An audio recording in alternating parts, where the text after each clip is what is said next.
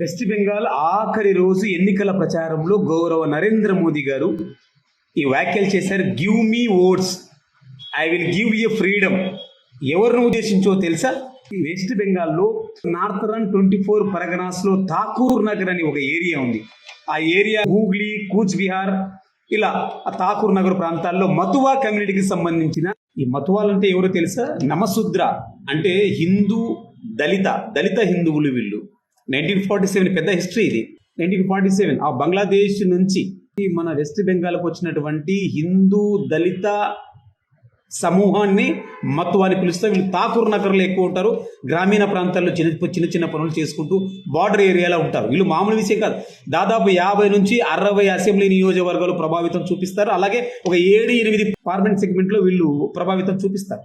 నేను అనేది ఏంటంటే దాదాపు 14-15 సంవత్సరాలుగా గౌరవ ప్రధానమంత్రి నరేంద్ర మోదీ గారు భారతదేశానికి ఆధిపత్యం వహిస్తూ ఉన్నారు. మరి ఇంతవరకు దళిత హిందువులు అంటే బంగ్లాదేశ్ నుంచి శరణార్థులుగా వెస్ట్ బెంగాల్కి వచ్చినటువంటి దళిత హిందువులకు పౌరసత్వం కల్పించాలి, ఫ్రీడమ్ కల్పించాలి, వాళ్ళకు స్వేచ్ఛాయుత వాతావరణాన్ని మా హిందూ రాజ్యాలు కల్పించాలి అన్న విషయం గుర్తుకు రాలేదా? కేవలం వెస్ట్ బెంగాల్ ఎన్నికలు వచ్చినప్పుడు మాత్రమే మతువాలకు సంబంధించిన ఓట్ల కోసం మీరు ఈ మాటలు మాట్లాడుతున్నారని లోకమే కూడా చూస్తూ ఉంది. సోషల్ మీడియాలో ట్రోల్ అవుతుంది. సుమారు 15-17% జనాలు ఉంటారు వెస్ట్ బెంగాల్. 10 కోట్ల పైచిలకు జనాభాలో మతువాల పాత్ర చాలా కీలకమైన పాత్ర. మామూలు విషయం కాదు. గెలుపు ఓటములను కూడా ప్రభావితం చేసే మతువాలు.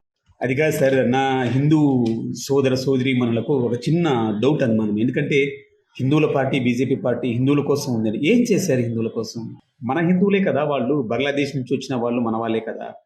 మరి ఇన్ని సంవత్సరాలుగా దళిత హిందువులైనటువంటి శరణార్థులైనటువంటి మతువాతికకు సంబంధించిన వాళ్ళని మీరు ఎందుకు సిటిజన్గా గుర్తించలేదు?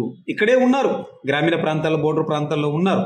వాళ్ళ ఓట్ల కోసం మీరు ఈరోజు give me votes, I will give you freedom అంటున్నా. అంటే ఓటు ఇస్తే వాళ్ళు ఫ్రీడమ్ ఇస్తావా? అంటే హిందువుల మీద ప్రేమ కాదు. ఇక్కడ హిందూ అన్న పదం ముఖ్యం కాదు. మతం అన్న పేరుతో ఓట్లు రాబట్టుకోవడం మాత్రమే బీజేపీ స్ట్రాటజీ అని విమర్శకులు ప్రశ్నిస్తూ ఉన్నారు. అందులో నేను కొన్ని. అంతే కదా.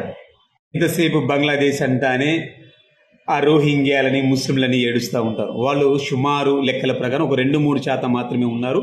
బెంగాల్లో ఉన్నటువంటి అంత స్థానిక భారతీయులే, స్థానిక భారతీయ మూలాలు ఉన్న వాళ్ళే అధికంగా ఉన్నారు.